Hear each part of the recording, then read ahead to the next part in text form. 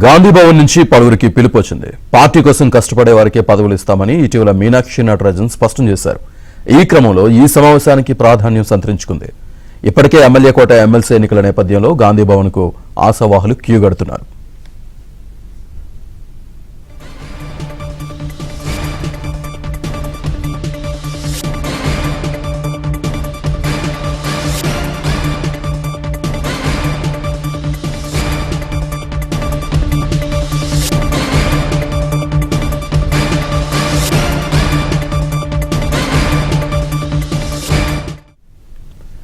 గాంధీ భవన్ నుంచి పలువురికి పిలుపు వచ్చింది. పార్టీ కోసం కష్టపడ్డ వారికే పదవులు ఇస్తామని ఇటీవల మీనాక్షి నటరాజన్ స్పష్టం చేశారు.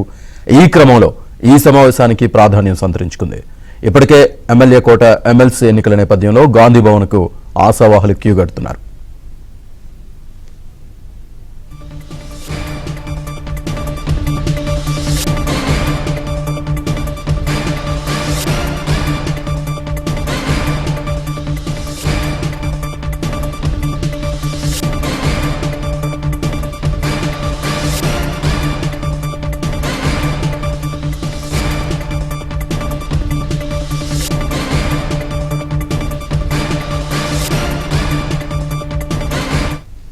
ఇక గాంధీ భవన్ నుంచి ఎవరెవరికి పిలుపు వచ్చింది, ఈ భేటీ యొక్క ప్రాధాన్యత సంబంధించి పూర్తి డీటెయిల్స్ మా కరెస్పాండెంట్ సిద్ధార్థ్ లైవ్ లో అందిస్తారు. సిద్ధార్థ్.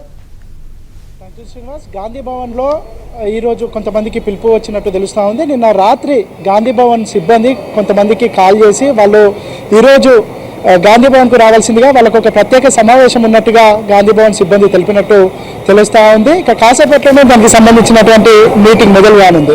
ఒక 30 మందికి గాంధీ భవన్ నుంచి కాల్స్ వెళ్ళినట్టు తెలుస్తూ ఉంది. అందులో కాంగ్రెస్ పార్టీకి సంబంధించినటువంటి కొంతమంది డీసీసీ అధ్యక్షులు వచ్చారు, పలువురు ఎమ్మెల్యేలు వచ్చారు, వాళ్ళతో పాటు కొంతమంది అధికార ప్రతినిధులు కూడా ఉన్నారు. ఇటీవల మీనాక్షి నటరాజన్ ఒక కీలకమైన వ్యాఖ్య చేసింది. కాంగ్రెస్ పార్టీలో కనీసం 10 సంవత్సరాలకు పైగా ఉన్నటువంటి వాళ్ళకే, అదేవిధంగా కాంగ్రెస్ పార్టీ గెలుపు కోసం కష్టపడ్డ వాళ్ళకే పదవులు వస్తాయని చెప్పినటువంటి నేపథ్యంలో దీనికి సంబంధించినటువంటి స్క్రీనింగ్ సమావేశం అని కొంతమంది భావిస్తూ ఉన్నారు. వాళ్ళు వచ్చిన తర్వాత కాసేపట్లోనే ఏఐసిసి సెక్రటరీలు ఇద్దరు వీళ్ళతో సమావేశం కానున్నారు. విష్ణునాథ్ కాసేపట్లోనే గాంధీ భవన్కు రానున్నారు. వాళ్ళతో చర్చించిన తర్వాత వాళ్ళు ఎన్ని రోజుల నుంచి పనిచేస్తున్నారు, కాంగ్రెస్ పార్టీలో వాళ్ళు ఏ హోదాల్లో పనిచేశారు, గతంలో ఏదైనా పదవులు అనుభవించారా, వీటన్నిటికీ సంబంధించినటువంటి విషయాలను తెలుసుకొని దాని తర్వాత ఒక లిస్టు ప్రిపేర్ చేసే అవకాశం ఉంది. ఇటీవల సీఎం రేవంత్ రెడ్డి కూడా ఈ త్వరలోనే ఈ నెల అంటే మార్చి నెల చివరి వరకు ఖచ్చితంగా కాంగ్రెస్ పార్టీకి సంబంధించినటువంటి పదవులన్నింటినీ భర్తీ చేస్తామని చెప్పినటువంటి నేపథ్యంలో వీళ్ళందరూ త్వరలోనే పదవులను భర్తీ చేయనున్నారు. దానికి సంబంధించినటువంటి చిన్న చిన్న ప్రాథమిక అంశాలు తెలుసుకోవడానికి సమావేశం పెట్టినట్టు చెప్తా ఉన్నారు. ఇక కాసేపట్లోనే ఏఐసిసి సెక్రటరీలు విష్ణునాథ్ రానున్నారు. వాళ్ళు వచ్చిన తర్వాత సమావేశం మొదలు కానుంది. ఇప్పటికే ఆ సమావేశానికి ఎవరెవరికైతే ఆహ్వానం అందిందో వాళ్ళందరూ వచ్చారు. అందులో కొంతమంది డీసీసీ అధ్యక్షులు ఉన్నారు, దాంతోపాటు ఎమ్మెల్యేలు కూడా ఉన్నారు, కొంతమంది అధికార ప్రతినిధులు, కాంగ్రెస్ పార్టీకి సంబంధించిన వైస్ ప్రెసిడెంట్లు, జనరల్ సెక్రటరీలు కూడా ఈ మీటింగ్కి హాజరయ్యారు. ఎమ్మెల్యే కోట ఎమ్మెల్సీ ఎన్నికల నేపథ్యంలో ఆశావాహులకు కూడా గాంధీ భవన్ వైపు క్యూ కడుతున్నట్టు చెప్తున్నారు. ఆ డీటెయిల్స్ ఏంటి సిద్ధార్థ్? నిన్నటి వరకు కాంగ్రెస్ పార్టీకి సంబంధించినటువంటి పలు పార్లమెంటు సమీక్షా సమావేశాలు గాంధీ భవన్లో నిర్వహించారు. ఈ సమీక్షా సమావేశాలకు మీనాక్షి నటరాజన్ హాజరయ్యారు. దాంతోపాటుగా పిసిసి చీఫ్ మహేష్ కుమార్ గౌడ్ అధ్యక్షతన ఈ సమావేశాలు జరిగాయి.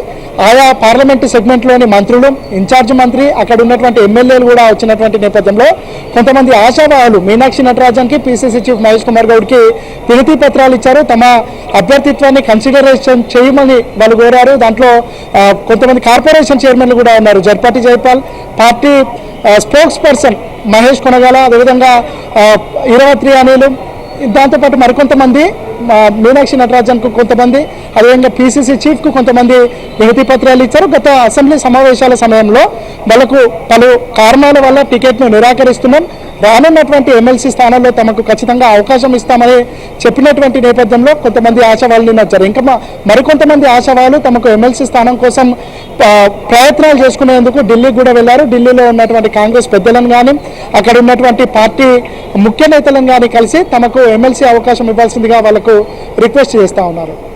Right Siddharth, thank you.